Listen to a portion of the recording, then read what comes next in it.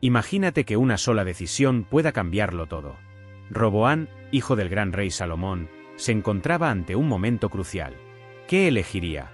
¿Escuchar la sabiduría de los ancianos o dejarse llevar por los impulsos de sus colegas? El error fatal que cometió no solo dividió a Israel, sino que dejó huellas profundas que resuenan hasta hoy.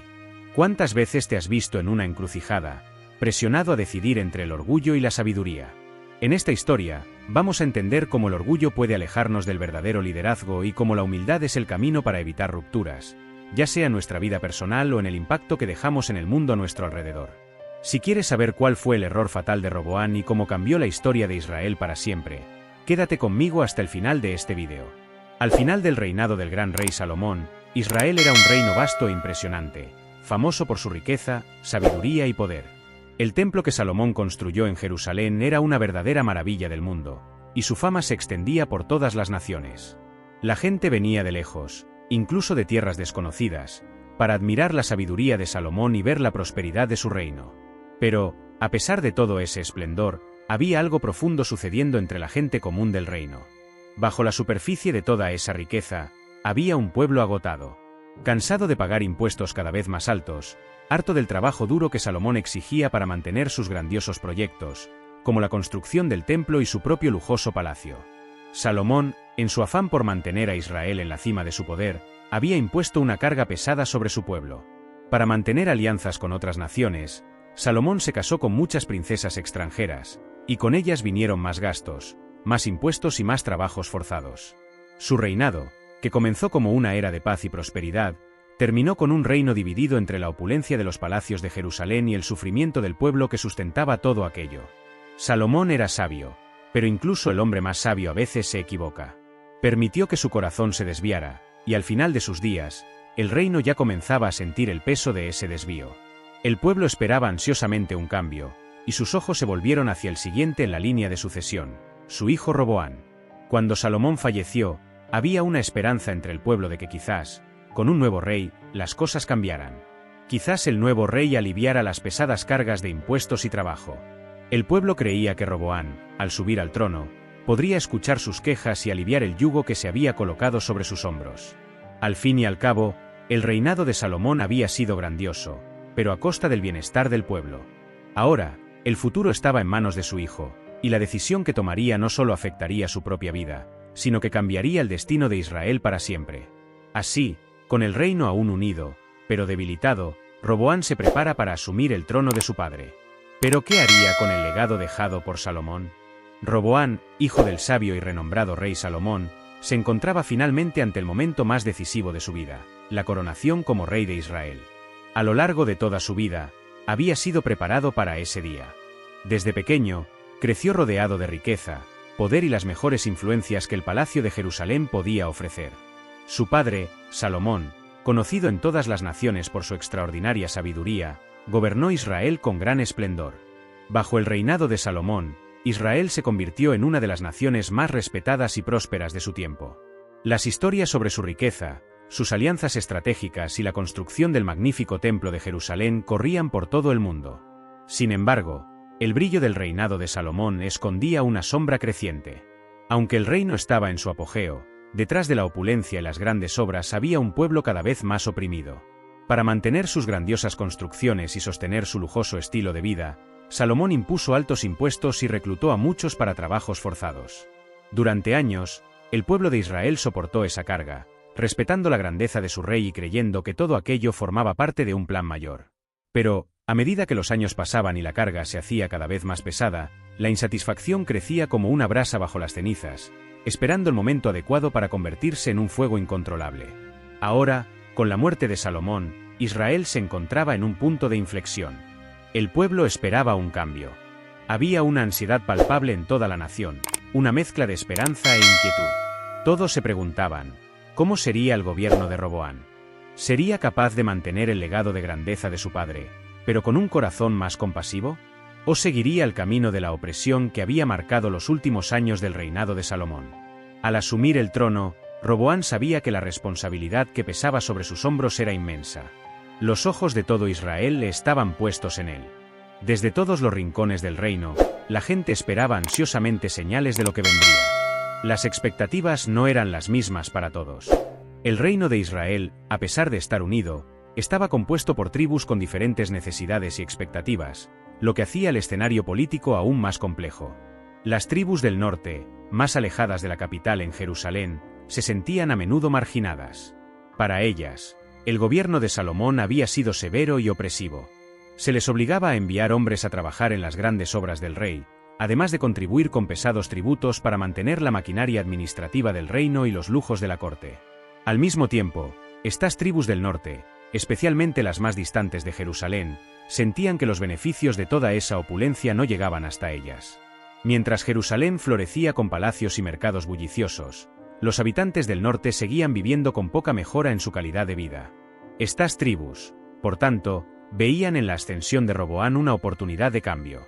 Para ellas, el nuevo rey representaba una oportunidad de renovación, una esperanza de que, finalmente, sus voces fueran escuchadas y el peso de las exigencias fiscales y laborales se aliviara. Había una expectativa clara de que Roboán, al asumir el trono, trajera una respuesta a esa larga insatisfacción. Por otro lado, en el sur del reino, especialmente en la tribu de Judá, que era el bastión más fuerte de Roboam, la situación era muy distinta. En Jerusalén, donde el rey tenía sus raíces, Roboam era visto como el legítimo heredero de la dinastía de David, la línea real elegida por Dios. Para la gente del sur, la continuidad de esta dinastía era fundamental para la estabilidad y prosperidad del reino. Veían la ascensión de Roboam como una garantía de que la grandeza de Israel, en especial la de Jerusalén, seguiría intacta. Para ellos, el joven rey debía seguir los pasos de su padre, manteniendo el orden, la riqueza y la gloria del reino. Ese contraste entre las expectativas de las tribus del norte y del sur creó un ambiente de gran tensión. Roboam se encontraba ante una encrucijada. Tenía que encontrar una manera de unificar el reino, pero también sabía que cualquier decisión que tomara iba a descontentar a una parte significativa de su pueblo. Las tensiones aumentaban con cada día que pasaba, y la insatisfacción en el norte crecía sin parar. No pasó mucho tiempo hasta que una delegación de líderes de las tribus del norte, encabezada por Jeroboam, se presentó ante Roboam con una petición clara. Querían que el nuevo rey aliviara la carga que Salomón les había impuesto. Pensaban que si Roboam mostraba compasión y reducía los impuestos y el trabajo forzado, las tribus seguirían siendo leales al nuevo gobierno. Pero también sabían que, si por el contrario, Roboam endurecía aún más la carga sobre el pueblo, podría ser la chispa que encendiera una revuelta que sacudiría todo el reino. Roboam estaba ahora ante una decisión que marcaría el futuro de Israel. ¿Qué haría? El momento era crítico.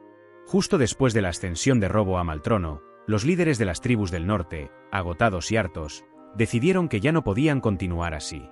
Sabían que la vida bajo el reinado de Salomón había sido grandiosa para Jerusalén y para los que vivían cerca del rey, pero para ellos, que habitaban más al norte, la situación era completamente diferente. Habían soportado años de impuestos altísimos y trabajo agotador para construir las grandes obras que Salomón tanto valoraba. Pero ahora, con la muerte de Salomón, veían esta situación como su oportunidad de obtener el tan esperado alivio. Una delegación fue organizada, encabezada por Jeroboam, un hombre que ya había sido conocido por su liderazgo y su influencia. Se dirigieron a Jerusalén con una petición muy clara. El nuevo rey, Roboam, debía aliviar las pesadas cargas que su padre había impuesto sobre ellos. No era un pedido complicado. No buscaban una rebelión, no estaban exigiendo grandes cambios políticos o sociales. Lo que deseaban era algo más simple: alivio. Querían que el nuevo rey los tratara con compasión, reduciendo los impuestos que drenaban sus recursos y el trabajo forzado que les quitaba sus fuerzas. Salomón había exigido mucho al pueblo, demandas que muchos ya no podían soportar. Durante años, habían trabajado en las construcciones del templo, de los palacios, de las fortalezas y de las ciudades. Todos estos proyectos grandiosos eran símbolos de una nación poderosa, pero para el pueblo llano, todo eso tenía un precio demasiado alto. Hablaron directamente con Roboam. Tu padre nos impuso un yugo pesado. Si nos alivias esa carga, seremos tus siervos leales. No estaban pidiendo nada fuera de lo razonable. No estaban amenazando ni rebelándose.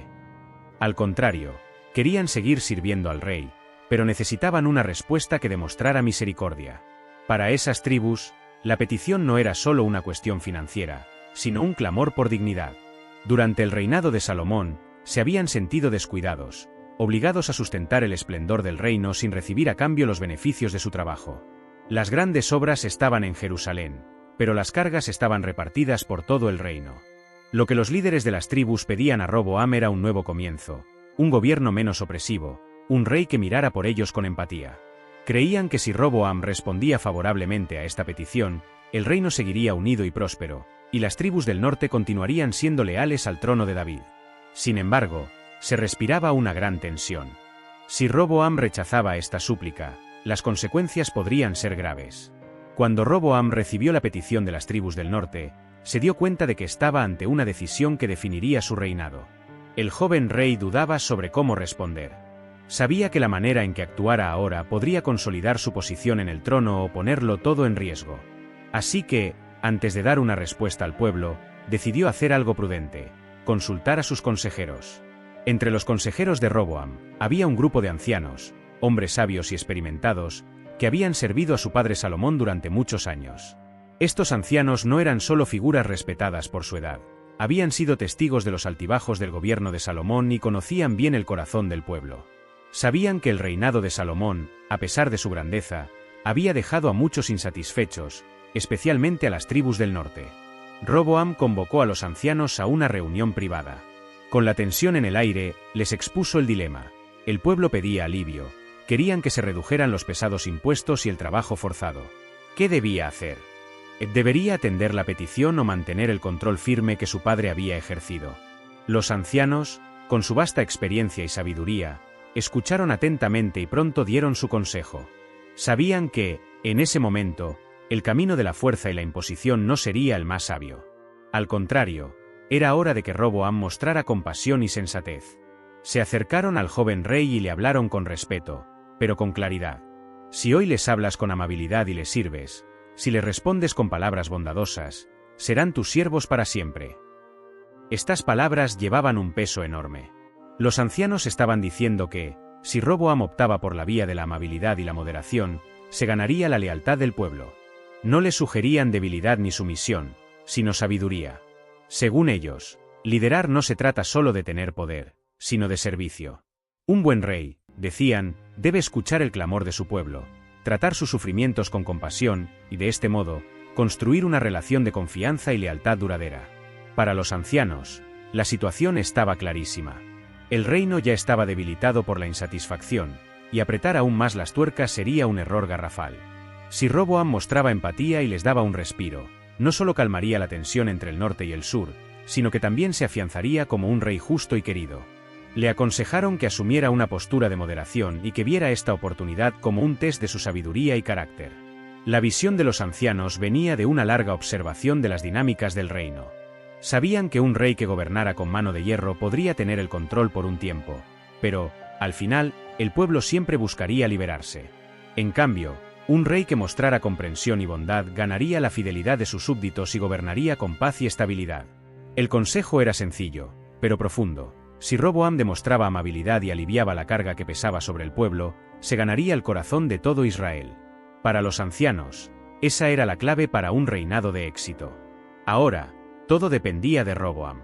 ¿Escucharía la sabiduría de los ancianos, que representaban a una generación con experiencia y visión?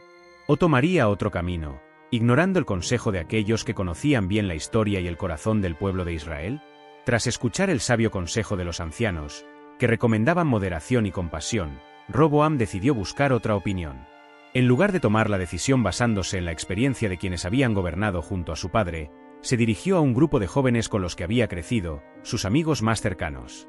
Estos jóvenes, que formaban parte de la élite de Jerusalén, tenían un punto de vista muy distinto. No llevaban a cuestas la responsabilidad del reino ni tenían la sabiduría que se adquiere con los años. Para ellos, el poder era sinónimo de control absoluto, y el liderazgo, de demostración de fuerza. Roboam, curioso y ansioso por escuchar otra perspectiva, reunió a sus amigos y les explicó la situación. El pueblo pedía un respiro, especialmente las tribus del norte, que se sentían oprimidas por los impuestos y el trabajo forzado. Había consultado a los ancianos, quienes le habían aconsejado ser amable y aliviar la carga del pueblo. Ahora quería saber qué pensaban sus amigos, los jóvenes en quienes confiaba y con quienes convivía.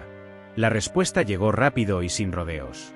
Los jóvenes, quizá intentando impresionar al rey, o simplemente por falta de experiencia, recomendaron a Roboam que hiciera exactamente lo contrario de lo que los ancianos habían sugerido. Le dijeron que, en lugar de aliviar la carga, debía dejarles claro quién mandaba, aumentando aún más las exigencias. Para ellos, el rey no debía mostrar debilidad ni compasión. Al contrario, tenía que demostrar poder y autoridad absoluta. Si tu padre lo sobrecargó, tú deberías hacerlo aún más, dijeron. Y, como si eso no fuera suficiente, añadieron con orgullo: dile al pueblo que el dedo meñique de tu mano es más grueso que la cintura de tu padre. Si tu padre los cargó con un yugo pesado, tú debes aumentarlo todavía más. Si él los castigó con látigos, tú lo harás con escorpiones. Esas palabras, llenas de arrogancia y dureza, mostraban el tipo de liderazgo que defendían esos jóvenes, uno basado en el miedo, el control y la fuerza. Creían que, si mostraba al pueblo que era más fuerte y severo que su padre, Roboam ganaría respeto y obediencia. Para ellos, no había lugar para la negociación o el diálogo.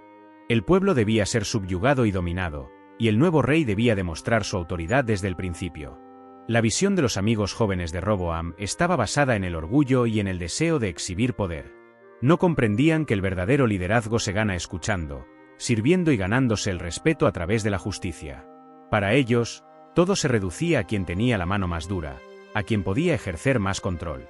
Roboam, influenciado por la cercanía y lealtad de esos amigos, empezó a inclinarse hacia esa idea de gobierno autoritario.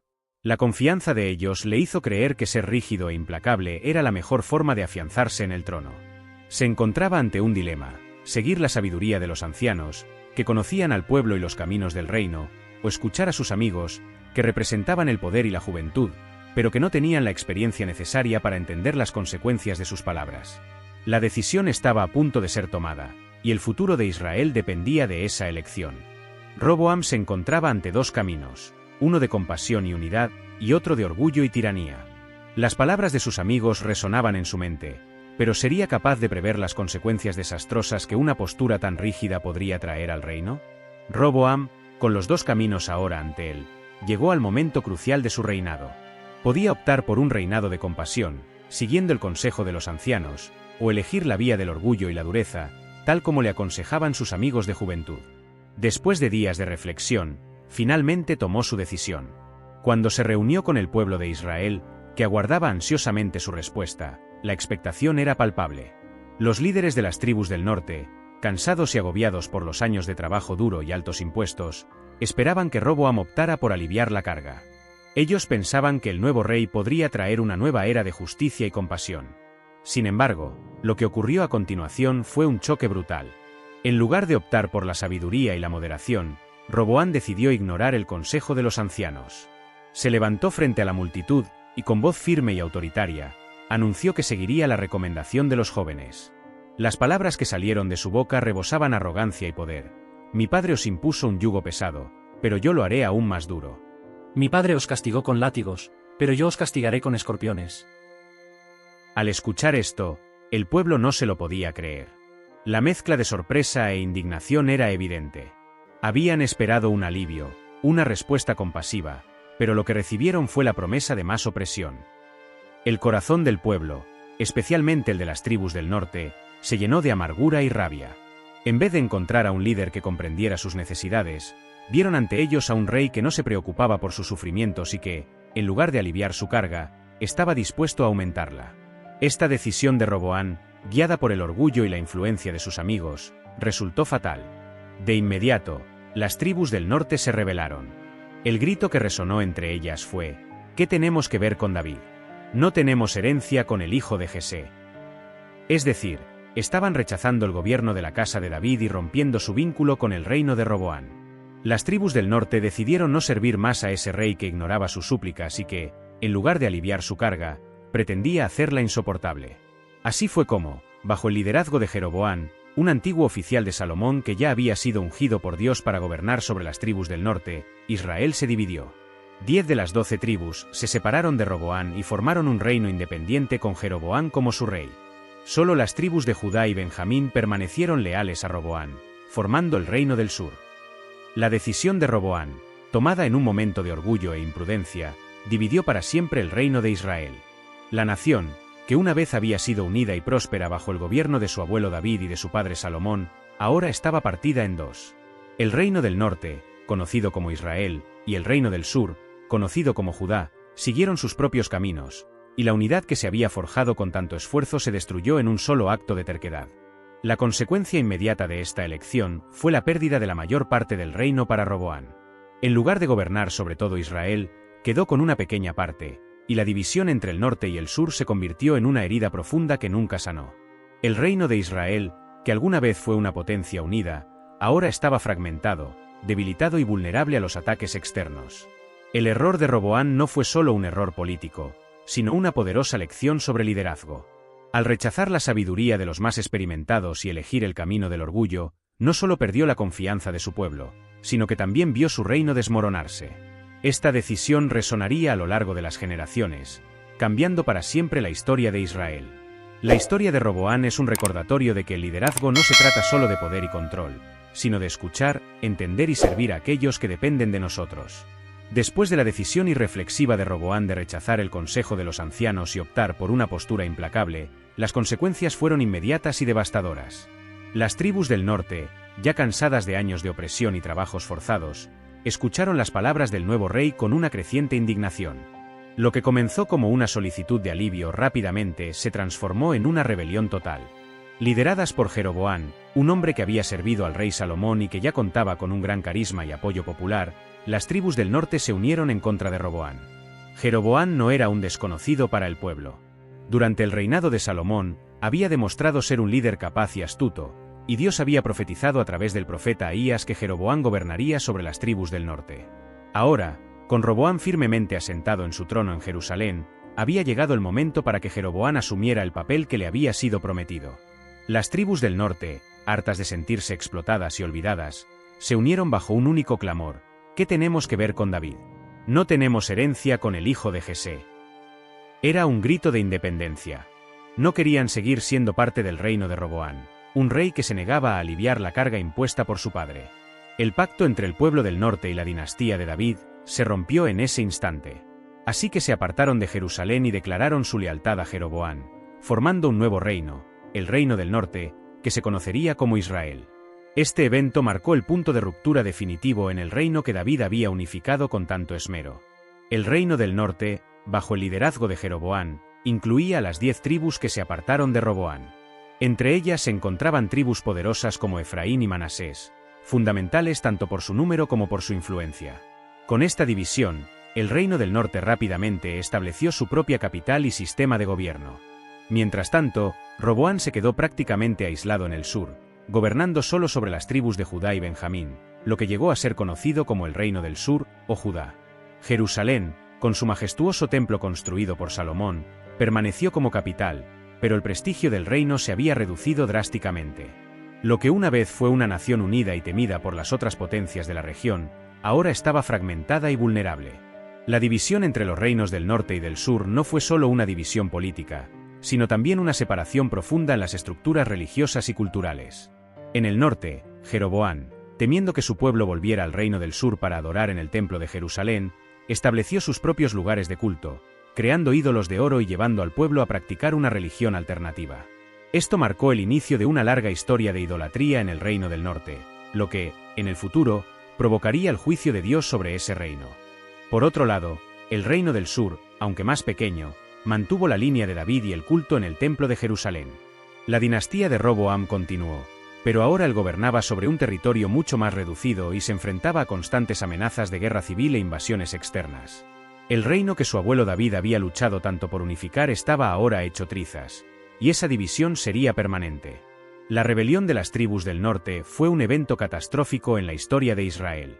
Lo que antes era una nación poderosa, con un único rey y un único templo, se convirtió en dos reinos a menudo enfrentados. El reino de Israel, en el norte, y el reino de Judá, en el sur, siguieron caminos distintos, y esa ruptura trajo consigo inestabilidad, guerras y, finalmente, la caída de ambos reinos. El reino del norte sería destruido por los asirios, mientras que el reino del sur sería llevado al cautiverio babilónico. La elección de Roboam no fue solo una decisión puntual, sino el inicio de siglos de división y sufrimiento. El pueblo que había sido llamado a ser una luz entre las naciones estaba ahora dividido y debilitado, consecuencia directa de rechazar la sabiduría y la compasión. La historia de la rebelión de las tribus del norte nos enseña que los líderes que gobiernan con orgullo y dureza terminan cosechando frutos amargos. Roboam, al elegir el camino de la opresión, perdió la lealtad de su pueblo y vio cómo su reino se desmoronaba. La división del reino de Israel tuvo consecuencias espirituales y políticas profundas. Tras la decisión de Roboam de seguir el consejo autoritario de los jóvenes y rechazar la sabiduría de los ancianos, el reino se partió en dos: el reino del norte, Israel, liderado por Jeroboam, y el reino del sur, Judá, gobernado por Roboam. En el reino del norte, Jeroboam introdujo la idolatría, estableciendo becerros de oro, lo cual alejó al pueblo de Dios. Esta ruptura debilitó la identidad espiritual de Israel y generó rivalidades políticas entre los dos reinos, que frecuentemente se vieron envueltos en guerras civiles, quedando expuestos a invasiones de imperios vecinos. La división no solo comprometió la unidad nacional, sino también el propósito espiritual de Israel, llevando a la caída de ambos reinos a manos de asirios y babilonios. La división del reino de Israel, causada por la decisión de Roboam de seguir un consejo despótico, provocó inestabilidad política y espiritual.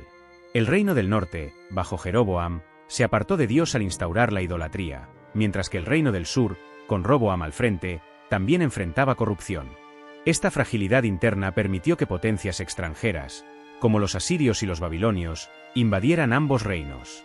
En el año 722 a.C., el reino del norte fue conquistado por los asirios y en 586 a.C., Judá cayó en manos de los babilonios, lo que resultó en el exilio del pueblo y en la destrucción de Jerusalén.